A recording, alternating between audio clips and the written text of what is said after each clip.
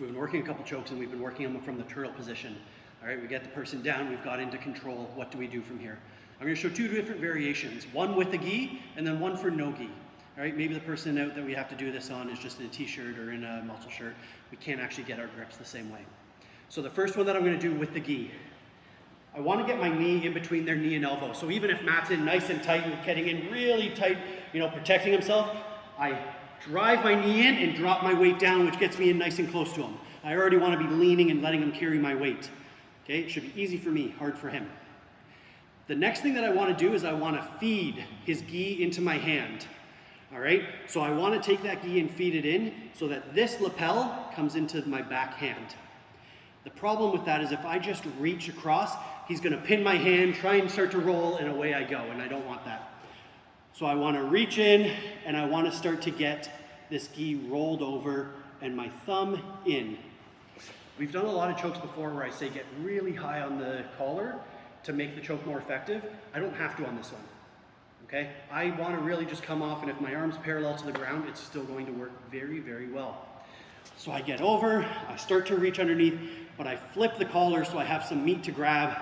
I come in and I get my thumb into gi. My other hand then needs to be able to control this arm. So I get a hold of that forearm and I just get a nice control into here where I work on collapsing it. If I don't do that and I apply the choke, he's able to keep moving his hands and just basically circle with me. This allows it that he can't circle. Once I've got that, there's a few different ways to finish, and you'll see a lot of people when they do this, they actually drop their head to the mats, they get the pressure down, and then they start walking their feet around. If we ever need to use this in a real life defense situation, I don't have hair that's going to cushion the ground in my scrapes. It is going to rip my forehead, and my forehead goes from here all the way to back here, apart. So once I'm in here, I don't like that maneuver to finish. But what I want to do is sprawl out and then get my hips turned. So I take my back leg and I shoot it through. He may already start to feel that choke. All right, you may have to start to walk it out. So I'm going to do it a little bit lighter on Matt so that I come from here, I turn the gi, I feed the arm, I've got pressure out, I'm going to just loosen across the throat. I drive my hips, and then I walk my feet around the clock. As I do that, it tightens very quickly. All right, so I'm in from here, I've got him down, I wedge in, I get the arm, I control, I sprawl out so he's riding and holding my weight. In real life, I'd put more weight on the back of the neck, but I don't want to crush him. And then I drive my hips through and walk. Super simple choke, very effective. We're going to do a no-gi version. The no-gi version works very similar.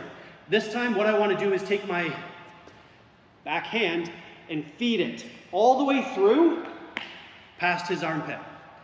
And when I come up, I try and grab my forearm. All right, if I can get bicep, that's great, but I just want to get that other arm, and then I collapse this arm in. Okay, so there's no grips on him at all, it's just on myself, and then the rest of the steps are the exact same. So I come through, I feed this into my arm, I get on his elbow, and I collapse here. Now all I have to do is push my hips through. Feel good? Yeah, perfect, good. So one more time, because it's fun. I get down, I feed that through to my arm, I collapse the elbow, I drive my hips, and walk it around the clock.